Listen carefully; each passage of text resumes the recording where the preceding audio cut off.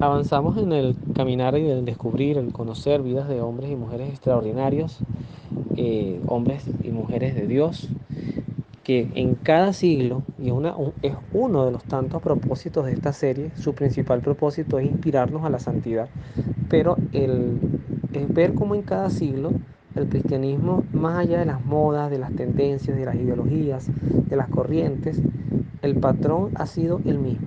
Primero, producir santos.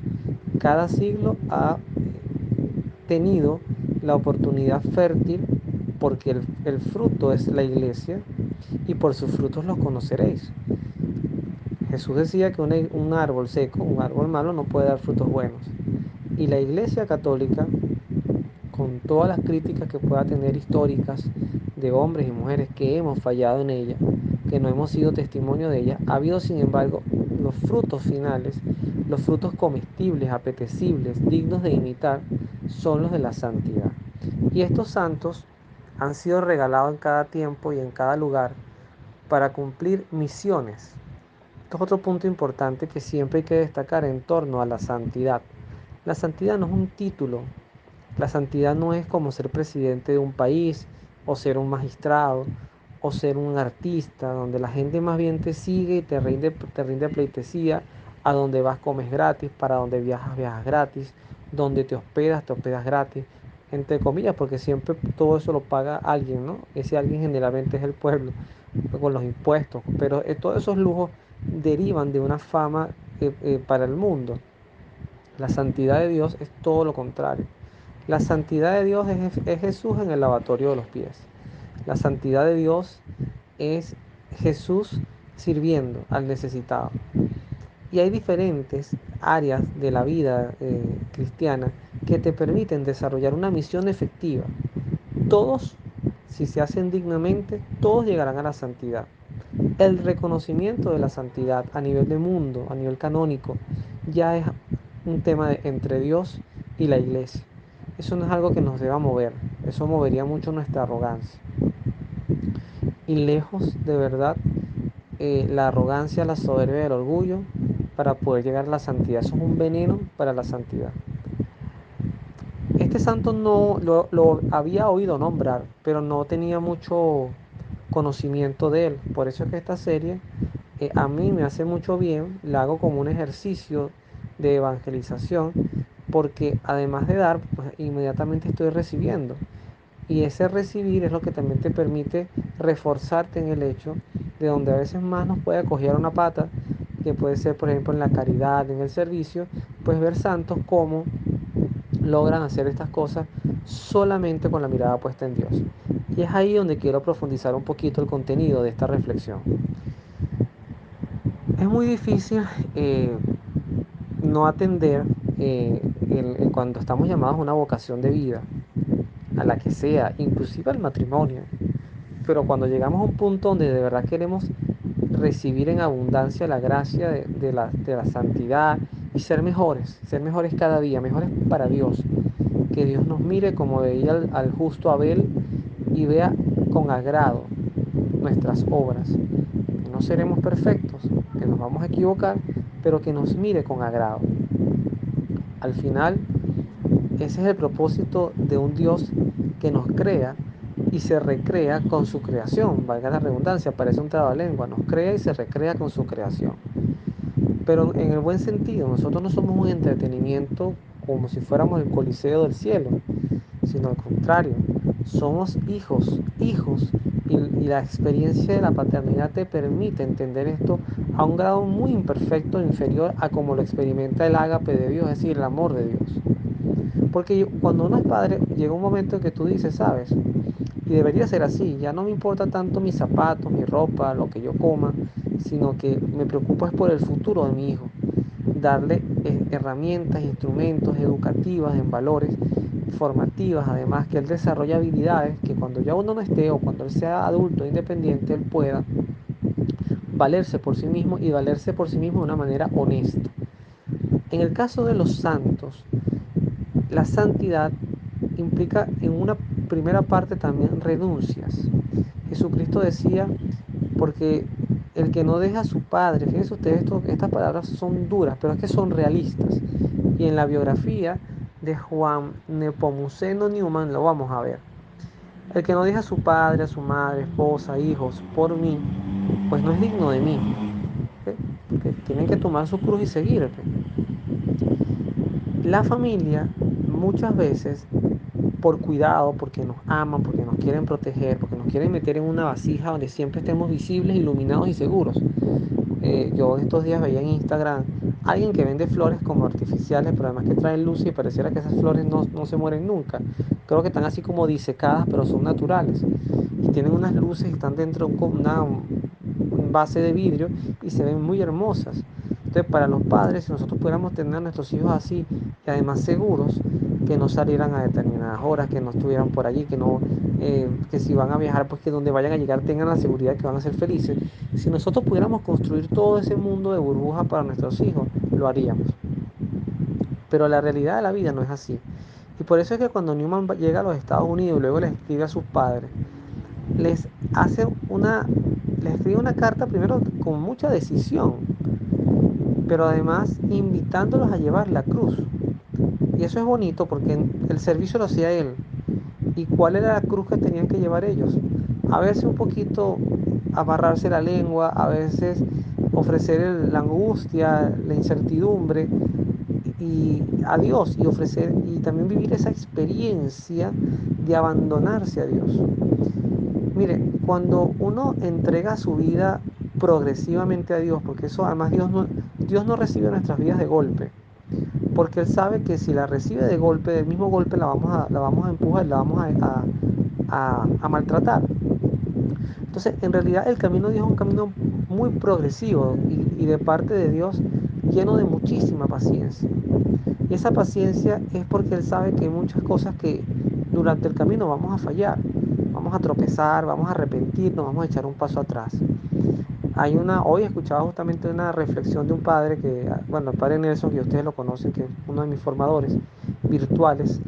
Él tiene una serie ahorita reciente que acaba de hacer sobre el lenguaje de la Biblia. Les invito a ver el capítulo 3 de todo ese episodio de la Biblia, donde él habla inclusive de que había un santo que decía, creo que era Santa Catalina de Siena, que él la cita muchísimo, como buen dominico, que la fe no se trata de sentir bonito. Va a haber momentos en que no vamos a sentir nada y aún así tenemos que continuar. Hay momentos en que vamos a recibir ingratitudes o sequedad, nadie nos va a reconocer ni siquiera un gracias. Hay que seguir. Estas cosas como la que yo estoy haciendo ahorita, eh, más allá de quién lo escucha o quién no lo escucha, y de verdad que para mí eso es un total misterio transparente. A veces uno en YouTube, 5 reproducciones, 20 reproducciones, si tienes una buena suerte puedes pasar los 100, pero no sabes quiénes son. Igualmente los audios que comparto por WhatsApp o que coloco en mis estados, que además todo siempre lo tengo en privado por un tema de discreción mutua, ¿no? Pero hay personas que pueden escucharlo y no es necesario que le estén dando un feedback a uno. A veces sí, se agradece. A veces Dios permite que alguien te exprese algo que tiene en su corazón y a veces te dan consejos y son muy útiles y muy buenos. Pero al final esto es una obra misionera y como este sacerdote además me encanta porque le da un rostro de católico a un país que hoy por hoy, entre ser muy hedonista y de mucho capital, un país donde en teoría si trabajas y tienes buena salud, pues te puede ir bien, lo que llaman el sueño americano, pero también es un país minado de protestantismo. Entonces el rostro del catolicismo verlo en sacerdotes decididos, que además fundan iglesias y entendiendo el concepto de iglesia, estamos hablando de santos fundadores, porque también, por ejemplo, en este siglo está San Enrique de Ossó, está Juan Bosco, que bajo el carisma salesiano, pues también impulsó unas grandes obras educativas con jóvenes.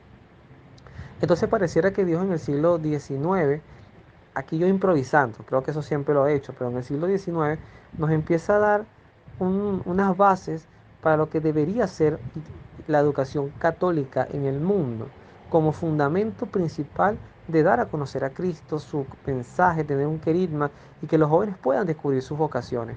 Mire, nadie viene al mundo sin una misión. Es una principal herramienta muy importante pro vida que le da a las personas, a cada uno, una identidad. Es una cura contra la depresión, contra el sentirnos inútiles, desvalorizados. Es saber que hay un Dios ahí que mira, te está mirando y te está esperando. Te está esperando y diciendo, bueno, termina de arrancar para yo caminar contigo. ¿Qué haría un perro de estos que funcionan, estas mascotas entrenadas que llevan ciegos? que tienen como habilidades ayudar a personas invidentes. Si el ciego no se quiere mover, si el ciego todo el día está sentado en el sofá y lo que de broma se mueve para hacer sus necesidades en el baño y come en el mismo sofá y está sentado y diciendo que está deprimido y que no sirve para nada, y el perro echado ahí, eso es subutilizar una habilidad, no, obviamente respetando a mi Señor, porque nuestro Señor no es un perro que ayude a nadie, nuestro Señor es Dios, es un capitán, es el soberano, es el que está llamado a ser el soberano de nuestras vidas. Entonces Juan de Pomuceno entiende esta labor misionera y fíjense que se enamora de una labor misionera. No todo el mundo tiene una labor misionera. Aunque en cierta forma toda la evangelización es misión, pero hay personas que son más contemplativas, hay personas que son más de la prédica, hay personas que son más, bueno, como Juan de Pomuceno, del servicio. Hay también hay variedad de servicios. Está el servicio a los enfermos, el servicio a los ancianos, a los huérfanos, está el servicio a los discapacitados, está la gente que de repente no se pone a lavar platos, pero constantemente tiene una enorme generosidad económica en pro de muchas causas sociales. Todo eso es importante si lleva el rostro de Cristo, porque al final todas estas ayudas que nosotros podamos hacer son materiales, son físicas y son pasajeras. Es como la resurrección de Lázaro. La resurrección de Lázaro fue un acontecimiento palpitante, de verdad, en los tiempos de Jesús. O sea, tiene que haber sido uno de los milagros más vibrantes que la gente experimentó, porque raya en literalmente lo imposible. Un cuerpo que tenía ya casi 4 días en descomposición y que olía mal, porque además el texto lo dice, esperar un milagro de resurrección ahí es complejo. Y sin embargo, esa resurrección no sirvió de nada. Fíjense ustedes esto que voy a decir. No sirvió de nada como ninguna referencia al momento en que Jesús estaba siendo condenado a muerte en el pretorio ahí con Poncio Pilato. Hay ninguno que se sepa, y discúlpeme si estoy equivocado, capaz estoy fallando en mi análisis, pero ninguno de los que habían recibido gracias de Dios, sanaciones, se paró ante Pilato y dijo, ya va, este señor es Dios, porque este señor me curó, hizo esto, caminó sobre las aguas, multiplicó los panes, resucitó muertos. Nada, eso no le sirvió a Jesús de nada. Lo que a Jesús le sirvió a él y hoy nos sirve a nosotros es su fortaleza en la fidelidad a Dios, al Padre, no por la fe. Y esto hay que decirlo, Jesucristo no tenía fe en el Padre, porque ya conocía al Padre y conocía su rostro. La fe es confiar en aquello que no conocemos. María sí tenía fe en Dios Padre, porque no lo había visto, y acepta una misión de un Dios que le era inyectado por la fe y por la tradición oral. Cristo desciende de los cielos y se encarna. Por lo tanto, Cristo es fiel en su humanidad, confiando en los designios de su misión y en el éxito de la misión. Él sabía que la recompensa de mantenerse fiel y no pecar era enorme para la propia creación de este Padre obstinado, en el buen sentido de la palabra, que lo hace todo para salvarnos. Es que realmente debemos ser criaturas muy importantes para Dios, para llegar a tener estas expresiones de amor, de compasión y de misericordia con nosotros, que de verdad somos tercos como una mula, desconfiadísimos, somos débiles en nuestra manera de luchar y de procurar la fe. La fe la queremos a nuestro servicio, queremos doblegar a Dios a nuestra voluntad, queremos que las cosas se den en el tiempo que nosotros decimos, como nosotros decimos y cuando nosotros decimos. Entonces, si eso no ocurre así, empezamos a molestarnos un poquito con Dios, empezamos a regañar un poquito a Dios. Caemos un poquito como el profeta Habacuc, en el de los profetas menores, que los dos primeros capítulos son preguntas cuestionadoras a Dios. Lo hace con respeto y es chévere que dialoga con Dios, pero está cuestionando a Dios. ¿Y cuántos de nosotros no hemos cuestionado a Dios? Pues entonces ser misionero es abandonarse a la voluntad de Dios. Y Juan de Pomuceno lo supo y sirvió hasta donde tuvo que servir y trabajó para la iglesia y por la iglesia. Eso es una gran enseñanza para los catequistas, los evangelizadores, los consagrados, todo el que presta un servicio en la iglesia. A veces nos toca ser alfiles, torres, caballos o a veces simples peones, y todos somos necesarios porque estamos trabajando en el mismo tablero para las mismas tropas, para las mismas legiones, que son las legiones, las tropas y el tablero de Dios. Así que de verdad que esta experiencia de Juan Nepomuceno Newman nos lleva a preguntarnos cómo está nuestra vida misionera de cara al servicio de Dios, que nos ama hasta el extremo. Que Dios los bendiga, nos vemos en la oración.